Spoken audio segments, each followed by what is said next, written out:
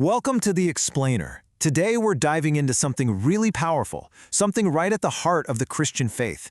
This huge contrast between living under law and living in the freedom of Christ's finished work.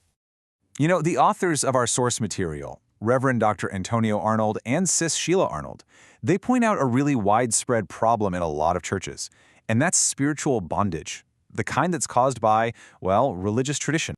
So let me ask you this. Does your faith ever feel more like a chore, an obligation, than this amazing privilege? If it does, you're definitely not alone. And that feeling, that's exactly what we're going to unpack today. Okay, let's get into it. So here's the problem. The big, modern misunderstanding. The source material argues that, honestly, many believers are just trapped. Trapped by this idea that they have to constantly work to earn God's favor, to earn their salvation. And this is at the very core of that misunderstanding. This belief that you've got to work to be saved. You know what this looks like, right? It's the feeling that things like ushering or singing in the choir or perfect church attendance, that those things are somehow required for your salvation. And according to the authors, this whole performance-based approach, well, it just misses the point entirely. Okay, so to really get the solution, we've got to go back to the Old Covenant and the real purpose of the law. I'm talking about the Old Testament law, the Mosaic law.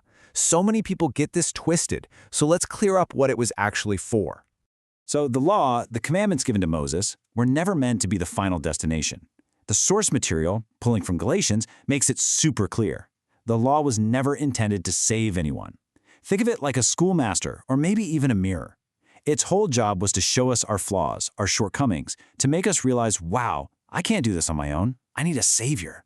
And this is where it gets really clear. Just look at this list of things the law cannot do.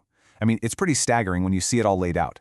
The law couldn't justify you, couldn't free you from sin and death, couldn't bring righteousness. It was a fantastic diagnostic tool. It could point out the problem, sin, with perfect clarity. But it had absolutely zero power to cure it. It could show you what was wrong, but it couldn't make you right. And that brings us to the New Covenant, to the game-changing solution, the concept of grace, all centered on the finished work of Christ on the cross.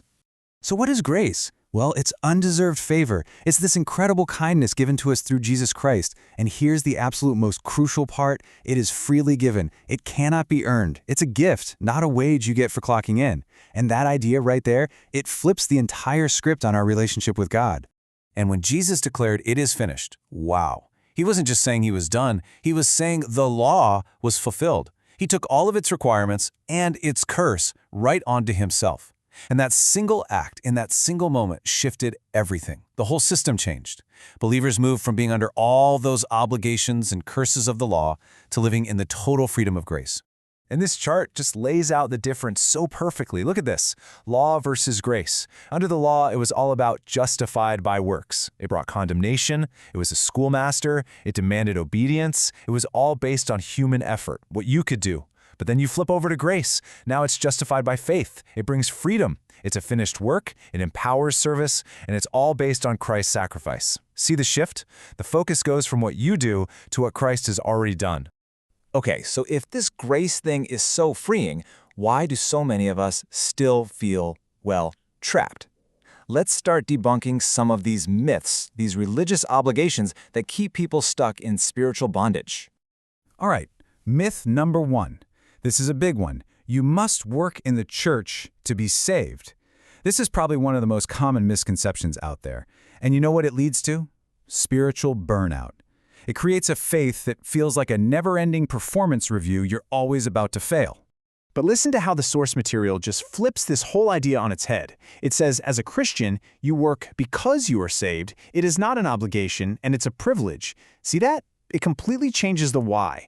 Service stops being this desperate attempt to earn salvation and instead becomes a joyful, grateful response to the salvation you already have.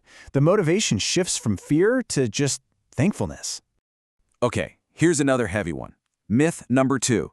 You must tithe in order to be blessed by God. This is that idea that giving is some kind of transaction, like you're paying God for blessings or paying him off to avoid curses. And again, the authors just reframe this so beautifully. They say, we give not to be blessed, but because we are blessed. The gift of Christ is free, so stop trying to pay him back. It's not a transaction, it's a reaction. It's an act of gratitude pouring out of the blessings you already have through grace. You just can't pay back a free gift. All right, so this all sounds great, right? But what does it actually look like day to day?